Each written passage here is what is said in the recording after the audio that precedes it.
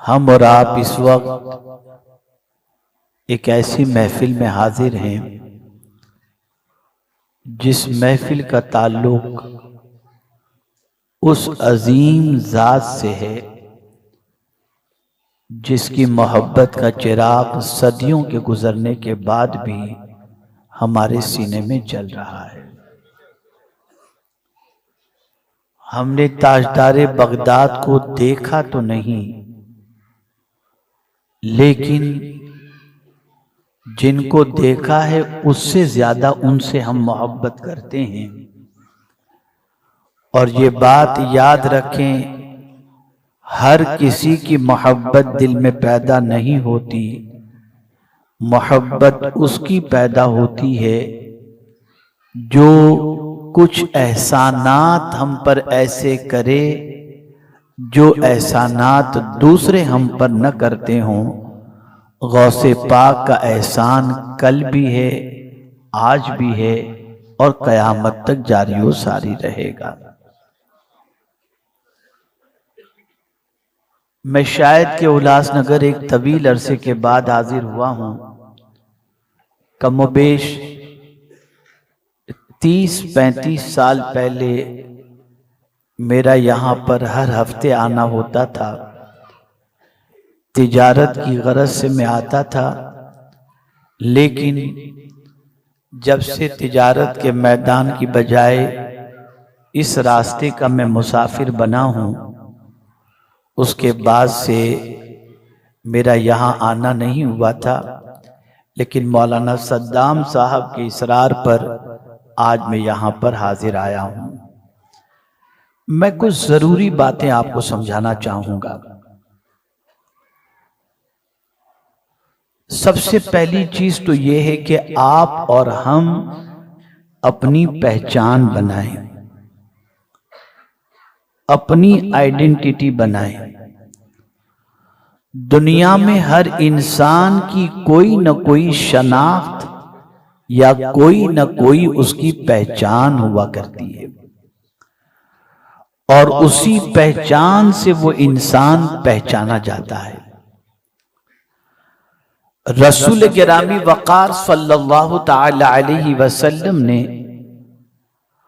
अपनी पहचान सबसे पहले नबी के जरिए नहीं फरमाई, और दुनिया के सामने इस एतबार से 40 साल तक आपने अपनी तशरीफ आवरी का ऐलान और पहचान इस तरीके से नहीं करवाई कि मैं अल्लाह का नबी हूं। 40 साल तक हुजूर की पहचान दूसरे एतबार से थी। हुजूर नबी थे, लेकिन अपनी पहचान इंसानों में हुजूर ने 3 चीजों के जरिए करवाई, और इसे अच्छी तरीके से समझ लें। जब आप ये चीज समझ जाएंगे तो आपको पता चलेगा कि जब इंसान की ये पहचान बन जाए तो वो इंसान जमाने में कितनी तब्दीली ला सकता है और उस इंसान से दुनिया को कितना फायदा पहुंच सकता है। सरकार सल्लल्लाहु अलैहि वसल्लम ने अपनी पहचान 3 चीजों से करवाई: सादिक, वादे का वफा करने वाला, और अमीन। तो क्या पहचान बनाई? सादिकुल वादुल अमीन। अभी लोगों के सामने पैगंबर आजम सल्लल्लाहु अलैहि वसल्लम ने न नबी होने का ऐलान फरमाया और न लोगों के सामने इस्लाम की दावत पेश की। पैगंबर रहमत सल्लल्लाहु ताला अलैहि वसल्लम ने इंसानों के दरमियान 40 साल जो गुजारे, उस इब्तिदाई 40 साल में सरकार सल्लल्लाहु अलैहि वसल्लम ने न अपने नबी होने का ऐलान फरमाया, न इस्लाम की दावत पेश फरमाई। और जब 40 साल के बाद रब्बे कदीर जल्ल जलालहू ने दुनिया के सामने इस्लाम की दावत रखने के हवाले से फरमाया, तो क्या ऐलान करने के लिए फरमाया? या अय्युहल मुद्दस्सिर कुम फअंज़िर व रब्बक फकब्बिर वसियाबक फतहिर। अल्लाह के रसूल सल्लल्लाहु अलैहि वसल्लम को रब्बे कदीर जल्ल जलालहू ने ऐलान करने के लिए फरमाया कि आप लोगों को डराइए। किस चीज से डराइए? अल्लाह के अजाब से डराइए, आखिरत के अजाब से डराइए, जहन्नम से डराइए। पैगंबर रहमत सल्लल्लाहु ताला अलैहि वसल्लम चूंकि इंसानों के सामने अपनी पहचान हुजूर सल्लल्लाहु अलैहि वसल्लम ने इस तरीके से बना ली थी कि पूरे हिजाज के अंदर कोई हुजूर सल्लल्लाहु अलैहि वसल्लम के हवाले से ये नहीं कहता था कि सरकार सल्लल्लाहु ताला अलैहि वसल्लम सच के अलावा कुछ बोलते हो। पूरा मक्का हुजूर के सच्चे होने की तस्दीक करता था। बल्कि हद तो यह है कि आकाए करीम सल्लल्लाहु अलैहि वसल्लम जैसा सच्चा लोग तसव्वुर करते थे कि हमारे मुआशरे में कोई दूसरा है ही नहीं। ये आइडेंटिटी, ये पहचान हुजूर सल्लल्लाहु अलैहि वसल्लम ने इंसानों के सामने रखी। और आप जरा देखें, जब पैगंबर रहमत सल्लल्लाहु अलैहि वसल्लम को अल्लाह अज़्ज़ व जल्ल ने अलल ऐलान दावत दीन का हुक्म फरमाया, तो पैगंबर रहमत सल्लल्लाहु अलैहि वसल्लम ने सबसे पहले अपने बारे में जो लोगों का ओपिनियन और नजरिया जानने की कोशिश की, वो क्या था? कोहे सफा पर हुजूर खड़े हुए और पहली बात सरकार सल्लल्लाहु अलैहि वसल्लम ने ये फरमाई कि अगर मैं ये कहूं कि पहाड़ की इस जानिब से कोई लश्कर तुम पर हमला आवर होने वाला है, तो इस सिलसिले में तुम्हारा क्या कहना है? ये किनसे हुजूर ने कहा? ऑर्डिनरी लोगों से नहीं। उस जमाने के जितने बड़े बड़े कबीले के सरदार थे, उन सबको सरकार सल्लल्लाहु अलैहि वसल्लम ने डिनर पर बुलाया था, इशाइया पर बुलाया था। और सरकार सल्लल्लाहु अलैहि वसल्लम ने बुलाने के बाद उन्हें कोहे सफा के पास जमा किया और कोहे सफा की बुलंदी पर हुजूर खड़े रहे। और सरकार सल्लल्लाहु अलैहि वसल्लम ने यह फरमाया कि अगर मैं ये कहूं कि पहाड़ की उस जानिब से कोई लश्कर तुम पर हमला आवर होने वाला है, तो इस बारे में तुम्हारा क्या ख्याल है? तो बर वक्त बरजस्ता सब ने एक ही बात कही कि हमने तजरबा किया है कि आप सच के अलावा कुछ नहीं बोलते। आज तक का हमारा तजरबा यही है कि आपने जब भी कहा सिर्फ सच ही कहा। ये पहचान थी।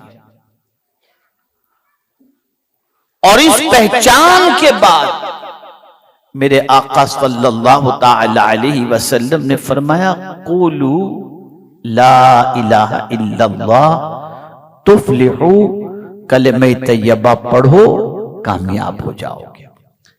पहले हुजूर ने अपनी पहचान और अपनी जात को मनवाई और फिर लोगों के सामने अपनी बात पेश की। एक सवाल मैं आपसे पूछना चाहता हूं, आप मेरे बारे में शायद के वाकिफ हों कि मैं कोई पैगाम ही देना चाहता हूं और मैं चाहता हूं कि इतने एहतमाम के साथ जब कोई जलसा मुनक्किद किया जाए तो आप कुछ ले करके उठें, कुछ सीख करके उठें, कुछ समझ करके उठें। हुजूर ने अपनी पहली पहचान बनाई सच्चाई के एतबार से। क्या ये पहचान आज हुजूर के गुलामों की है? क्या आज हम सच्चे इंसान हैं? हम क्या बात में सच्चे हैं, किरदार में सच्चे हैं, अखलाक में सच्चे हैं, लेन देन में सच्चे हैं? जरा कोई हमारी जिंदगी में झांक कर देख ले या हमसे मुआमलात करके देख ले, उसे खुद ब खुद पता चल जाएगा कि हम कितने सच्चे हैं। आज अगर दुनिया में हमारी पहचान के बारे में हम जायजा लें कि उम्मते मुस्लिमा की पहचान और आइडेंटिटी क्या है, शनाख्त क्या है, तो आप देखेंगे कि आज मुसलमानों की पहचान गुटखा, तंबाकू, बेतरतीबी और रात भर गपशप करना, खूब दबा के खाना, होटलबाजी करना और वादा खिलाफी करना, पैसे खा जाना, अमानत में खयानत करना, ये सारी चीजें एक मुसलमान की पहचान है। अब मैं आपसे पूछना चाहता हूं, जिस मजहब के आप और हम मानने वाले हैं, जब हमारी पहचान इतनी डर्टी और इतनी गंदी होगी, भला उस मजहब के मानने वाले से कौन मोहब्बत करेगा और उस मजहब से कौन मोहब्बत करेगा?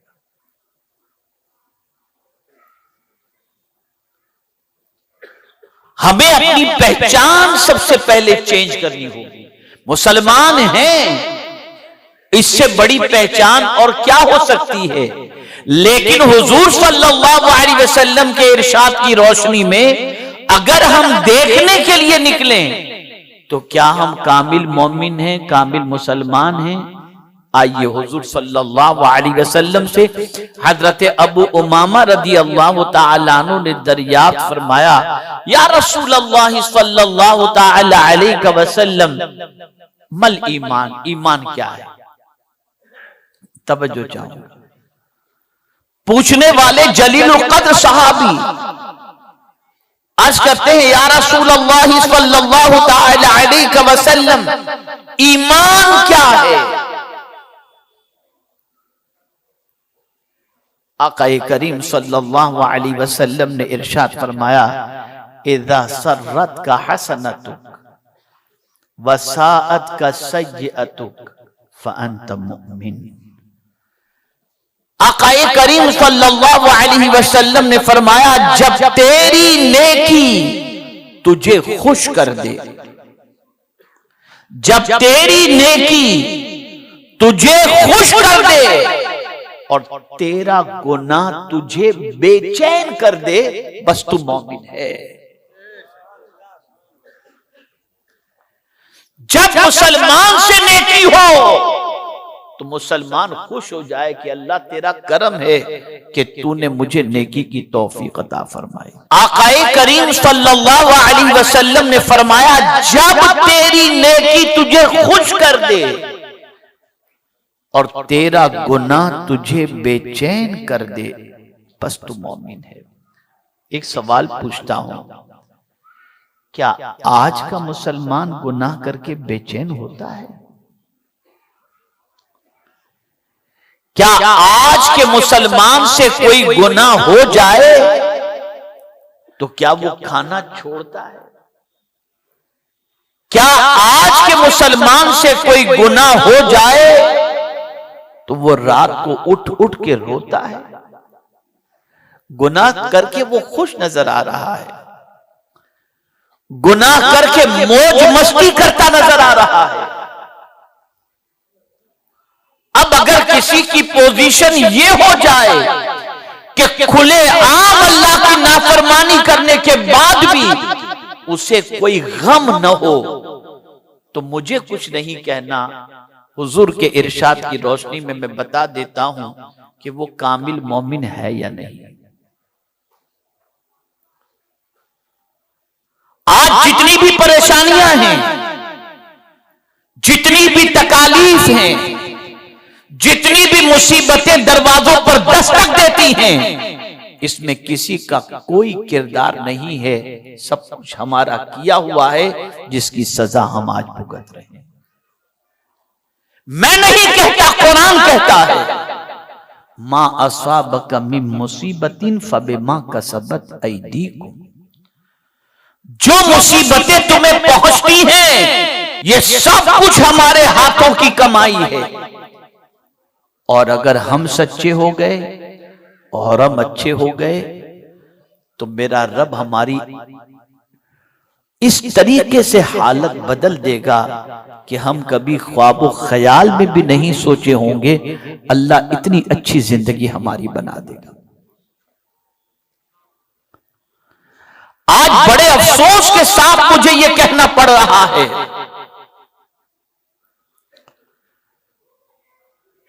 कि वो मुसलमान जो गुनाह अगर उससे सरजद हो जाता तो उसकी रात की नींदें उड़ जाया करती।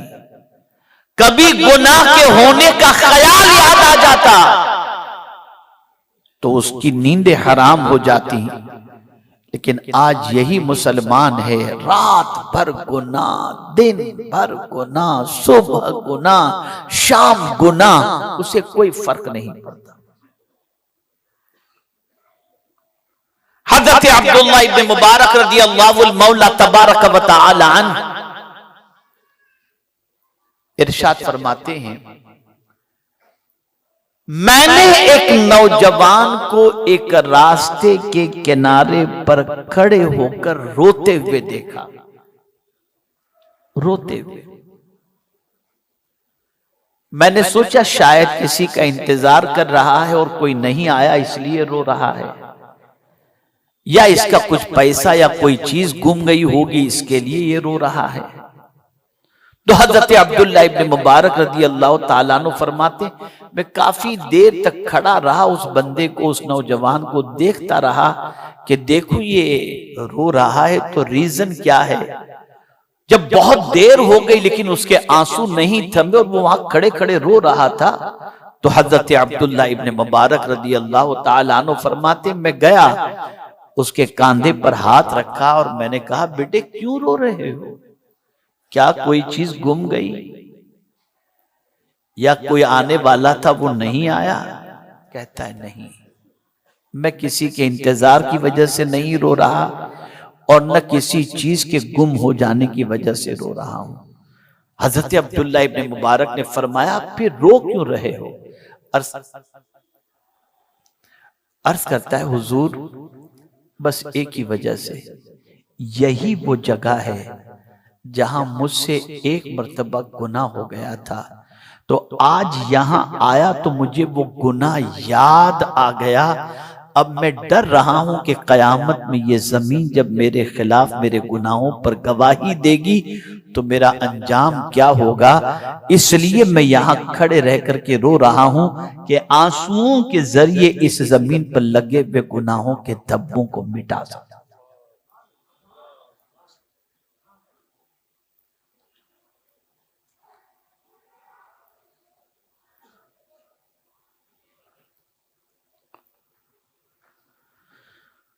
तो ये गुनाह का ख्याल, और जिस कौम की हालत ये हो जाए कि पाप ही उसकी जिंदगी बन जाए, गुनाह ही उसकी पहचान बन जाए, उस कौम को दुनिया के अंदर इज्जत और तरक्की कभी नसीब नहीं हो सकती। एक सहाबी रसूल बारगाहे रसूल सल्लल्लाहु अलैहि वसल्लम में हाजिर आए, अर्ज करने लगे, या रसूल अल्लाह सल्लल्लाहु ताला अलैहि वसल्लम, मुझसे बहुत सारे गुनाह हो गए, क्या मैं तौबा करूं तो अल्लाह मेरे गुनाहों को माफ फरमा देगा? इरशाद फरमाया, हाँ। उन्होंने फौरन तौबा की। आक़ाए करीम सल्लल्लाहु अलैहि वसल्लम से तौबा करने के बाद फिर ये दरियाफ्त करते हैं कि या रसूल अल्लाह सल्लल्लाहु ताला अलैहि वसल्लम, क्या मुझे गुनाह करते मेरे परवरदिगार ने देख लिया था? सरकार ने फरमाया, हाँ।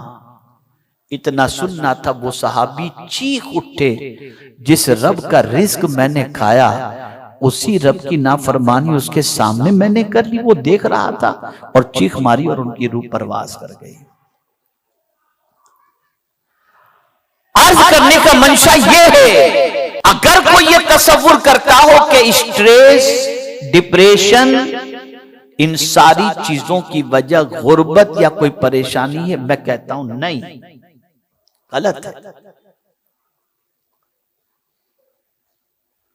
अगर आज पूरी दुनिया का इंसान बेचैनी और बेकरारी और स्ट्रेस का शिकार और डिप्रेशन का शिकार है, उसकी एक ही वजह है।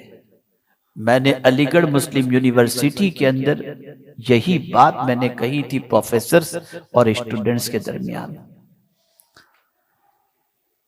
अगर गरीबी ये स्ट्रेस की वजह है तो वेस्टर्न वर्ल्ड में जाकर के आप देख लीजिए, सबसे ज्यादा डिप्रेशन के पेशेंट आपको वहां मिलेंगे। वहां की आबो हवा अच्छी, खुराक अच्छी, वेदर अच्छा, रहना अच्छा, लिविंग स्टैंडर्ड अच्छा, सब कुछ अच्छा, लेकिन दुनिया में सबसे ज्यादा डिप्रेशन के पेशेंट वेस्टर्न वर्ल्ड के अंदर आपको मिलेंगे। गरीबी तो यहां आपको मिलेगी। यूपी, बिहार, बंगाल और महाराष्ट्र के बहुत सारे इलाकों में जाकर के आप देखें तो वो लोग तो सूखे की जद के अंदर हैं। ऐसे बहुत सारे मिलेंगे जिनको रोज कमाकर रोज खाना भी मुश्किल हो रहा है, लेकिन फिर भी वो डिप्रेशन में नजर नहीं आते जितना डिप्रेशन में पेट भर करके खाने वाला और आसाइश की जिंदगी गुजारने वाला वेस्टर्न वर्ल्ड का इंसान नजर आता है। तो फिर क्यों वो परेशान है, क्यों वो डिप्रेशन के अंदर है, क्यों वो स्ट्रेस के अंदर है? तो स्ट्रेस का रीजन हमने समझा ही नहीं। स्ट्रेस और डिप्रेशन का सबसे बड़ा रीजन है पाप, पाप और पाप, गुनाह, गुनाह और गुनाह। गुनाह इंसान को डिप्रेशन में डाल देता है,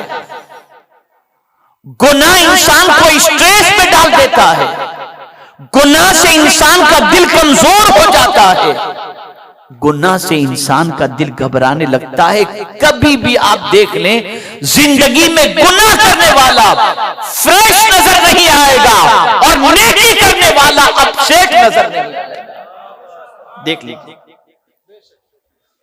नेकी करने वाला हमेशा खुश नजर आएगा, नेकी करने वाला हमेशा फ्रेश नजर आएगा, लेकिन गुनाह करने वाला हमेशा अपसेट नजर आएगा। गुनाह करने वाला हमेशा डिप्रेशन में नजर आएगा।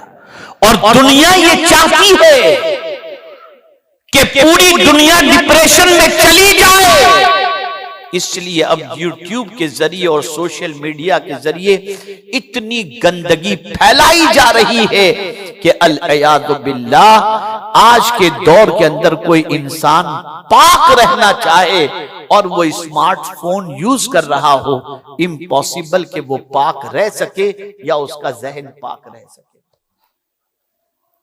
दुनिया डिप्रेशन में जा रही है। 10 साल का लड़का डिप्रेशन में, कोई रिस्पॉन्सिबिलिटी नहीं, डिप्रेशन में। तो अर्ज ये कर रहा था, दुनिया से अच्छाइयां उठाई जा रही हैं, बुराइयों का सैलाब लाया जा रहा है। आदमी डूब जाए बुराई के अंदर, आदमी डूब जाए डिप्रेशन के अंदर, आदमी अपनी दुनिया तबाह कर दे, बर्बाद कर दे। रसूल आजम सल्लल्लाहु तआला अलैहि वसल्लम ने इसीलिए एक मुसलमान की आइडेंटिटी बता दी कि कंप्लीट मुसलमान कौन है। इज़ा सर्रत का हसनतुक व साअत का सय्यतुक, जब उसकी नेकी उसे खुश कर दे और उसका गुनाह उसे बेचैन कर दे, हुजूर फरमाते वो पक्का मोमिन है।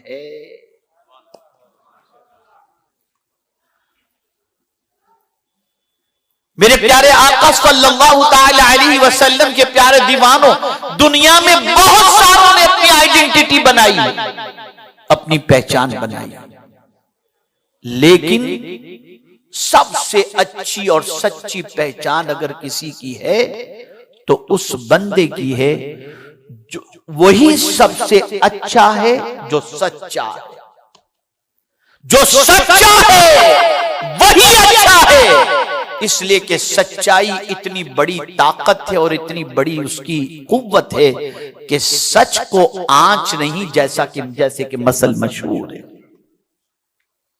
गौसे पाक रज़ी अल्लाह ताला अन्हु, जिनके नाम से आज का प्रोग्राम मंसूब है, छोटे से बच्चे थे, पढ़ने के लिए निकले थे, मदरसे की तरफ जा रहे थे। माँ ने उस जमाने की 40 अशरफियां अपने बच्चे को गुदड़ी में सिल करके दे दी थी। रास्ते में डाकुओं ने उनको पकड़ा और उसके बाद उनके साथ वालों को लूट लिया, इनको बच्चा समझकर छोड़ दिया। डाकू के सरदार ने कहा, इस बच्चे को छोड़ के सबका सामान लूट लिया तुमने? कहा हाँ, लेकिन एक बच्चे को मैंने छोड़ दिया। कहा क्यों छोड़ा? कहा बच्चा था इसके लिए। कहा नहीं, उससे पूछो, उसके पास भी कुछ है। पूछा उनसे, तुम्हारे पास कुछ है? गौसे पाक ने फौरन सच फरमा दिया कि हाँ 40 अशरफियां हैं। उन्हें हैरत हुई, अशरफियां? उस जमाने में सोने के सिक्के को अशरफी कहा जाता था। अब तो कोई चीज दिरहम भी कागज का और दीनार भी कागज का। उस जमाने में सोने और चांदी के सिक्के चलते थे। 40 सोने के सिक्के मां ने गुदड़ी में सिल करके अपने बेटे को दे दिए थे। और जब डाकुओं ने सुना कि 40 अशरफियां इनके पास है, पकड़ के ले गए डाकू के सरदार के पास और फौरन कहा कि सरदार ये कह रहे हैं कि इनके पास 40 अशरफियां मौजूद है। कहां है बेटे बताओ। गौसे पाक ने खोल करके बता दिया। कहा बेटे अगर तुम झूठ बोलते कि मेरे पास कुछ नहीं है तो तुम्हारी ये अशरफियां बच जाती। तो गौसे पाक ने उस वक्त यही तो कहा था कि मैं जब घर से निकल रहा था तो मेरी माँ ने मुझसे एक ही नसीहत फरमाई थी, बेटे सच बोलना। मैं अपनी माँ की नसीहत पर अमल करते हुए आज सच बोल दिया। डाकू के सरदार की आंखों से आंसू निकल गए और उसने कहा हम तो तुमको लूटने वाले थे, तुमने तो हमको ही लूट लिया है। और उसी वक्त डाकू के सरदार ने तौबा की, कहा जब तुम मां से वादा खिलाफी नहीं कर सकते और हम हैं कि हम खुदा से वादा खिलाफी कर रहे हैं, यह है सच। ये इतनी बड़ी पहचान है इंसान की और इतनी बड़ी आइडेंटिटी है कि अगर किसी इंसान ने अपनी आइडेंटिटी सच्चाई को बना ली, मैं पूरे यकीन के साथ कहता हूं कि उस इंसान को कभी कोई तकलीफ या उसको कभी रुसवाई या स्ट्रेस या अपसेट या डिप्रेशन का वो शिकार कभी नहीं हो सकता। इंसान झूठ किसके लिए बोलता है? माल के लिए झूठ बोलता है या औलाद के लिए? माल के लिए झूठ बोलता है और औलाद के लिए झूठ बोलता है। कुरान कहता है यौम ला यनफ़उ मालुम वला बनून, क़यामत के दिन न माल तुम्हें नफा पहुंचाएगा और न बेटे तुम्हें नफा पहुंचाएंगे। कयामत का दिन, डे ऑफ जजमेंट, जिसमें कोई किसी का नहीं होगा। जिस माल के लिए तुम झूठ बोले वो माल कयामत में नफा नहीं पहुंचाएगा। जिस औलाद के लिए तुम झूठ बोले वो औलाद तुम्हें नफा नहीं पहुंचाएगी। यार आदमी अपनी औलाद के लिए पता नहीं क्या क्या करता है। ब्रांडेड कपड़े पहनाने के लिए, ब्रांडेड गाड़ी के लिए, ब्रांडेड फोन के लिए, फ्यूचर को ब्राइट और एजुकेशन के लिए इतना झूठ का सहारा लेता है जिसकी कोई इंतहा नहीं कि मेरा बच्चा ये हो जाए, मेरा बच्चा ये हो जाए। लेकिन होता क्या है, एक वक्त आता है दुनिया ही के अंदर कि बेटा साथ नहीं देता। कोरोना के अंदर आपने देखा होगा बेटे का कांधा बाप को भी नसीब नहीं हुआ और क्रियाक्रम करने के लिए, तदफीन के लिए, दफन करने के लिए, आखिरी रसूमात अदा करने के लिए अगर कोई कोरोना में मर चुका है तो बेटा डेड बॉडी को हाथ लगाने के लिए भी तैयार नहीं था। देखिए अभी ये इसलिए था ताकि तुम डे ऑफ जजमेंट के बारे में अपना नजरिया कायम कर सको कि ये न समझना कि कयामत में ही कोई किसी के काम नहीं आएगा। ये देख लो दुनिया में एक बीमारी के जरिए हम तुमको बता रहे हैं कि कोई किसी के काम नहीं आएगा। ए अल्लाह, जब कयामत के दिन माल भी नफा नहीं पहुंचाएगा, औलाद भी नफा नहीं पहुंचाएगी, तो जरा कोई ऐसी चीज बता दे कि डे ऑफ जजमेंट हमको वो चीज नफा पहुंचाए तो कुरान ने कहा यौम यनफ़उ सादिक़ीन सिद्क़ुहुम, क़यामत के दिन सच बोलने वालों को उनका सच नफा पहुंचाएगा। जो सच क़यामत में नफा पहुंचाएगा वही सच दुनिया में भी नफा पहुंचाएगा। अपनी पहचान सच बोलने वाला बनाओ, अपनी पहचान सच्चे इंसान की हैसियत से कराओ, अपनी आइडेंटिटी सच्चे इंसान की हैसियत से कराओ, फिर तुम जो कहोगे दुनिया उसे कबूल करने के लिए तैयार होगी। आज हम देखें, तिजारत करो उसमें झूठ, वादा करो उसमें वादा खिलाफी, थक जाते हैं लोग। मुझे एक बहुत बड़े बिजनेसमैन ने अभी अभी कुछ दिनों पहले बताया, बोले हजरत माहौल इतना खराब हो चुका है कि अब तो लोग माल इसी नीयत से लेते हैं कि खा जाना है। यह हालत बन चुकी। अगर आज के दौर में ये कहूं, इंसान तो नजर आते हैं, इंसानियत नजर नहीं आती। इल्म बढ़ रहा है, इंसानियत घट रही है, इंसानियत घट रही है। तो अर्ज ये कर रहा था, अपनी पहचान बनाओ और सबसे अजीम पहचान सच्चे होने की। आप अपनी औलाद को भी सच सिखाओ, खुद भी सच बोलने की आदि। ये नहीं कि पेमेंट लेने कोई आया तो घर पर ही आप बैठे और बच्चे से कह दें बेटा जरा बोल दे अब्बा घर पे नहीं है। ये नहीं बोलना चाहिए। और फिर बच्चे से आपके बेटा कभी झूठ मत बोलना, आपने उसको सिखा तो दिया झूठ कैसे बोलना चाहिए। मैंने कल ही एक बाप को नसीहत की, रात में एक बाप को मैंने कल रात में नसीहत की। मैंने कहा बस सुन लो, तुम अपने बेटे को जैसा बनाना चाहते हो पहले तुम वैसे बन जाओ। अगर तुम जैसा बनाना चाहते हो वैसे तुम बन गए ना, तुम्हारा बच्चा खुद ब खुद वैसा बन जाएगा। हम होते कुछ हैं और बच्चे को बनाना कुछ चाहते हैं। बच्चा खुद हमारी जिंदगी के अंदर, हमारी लाइफ में तजाद देखता है, नतीजतन वो बच्चा अच्छा नहीं बन पाता। मेरे पास वक्त की भी किल्लत और साथ ही साथ परमिशन का भी जो मसला है, इसको मद्देनजर रखते हुए बस इतनी सी नसीहत मेरी याद रखिएगा, सच्चाई अपनी आइडेंटिटी बनाओ। जब तुम सच्चाई अपनी आइडेंटिटी बनाओगे तो ये बात याद रखना, इंसान जमीन फतह करता है फौज के जरिए और दिल फतह करता है सच्चाई के जरिए। अगर आप लोगों के दिलों में अपनी जगह बनाना चाहते हैं तो सच्चाई को इख्तियार करें। इंशाअल्लाह ये सच्चाई दुनिया और आखिरत में हमें नफा पहुंचाएगी। अल्लाह रब्बुल इज्जत जल्ल जलालहू, आकाए करीम रऊफ़ुर रहीम अलैहि तहिय्यतु व तस्लीम के सदक़ो तुफ़ैल हमें अच्छा और सच्चा इंसान बनाए और तालीमात गौसुस सकलैन रज़ियल्लाहु ताला अन्हु पर अमल करने की तौफीक अता फरमाए।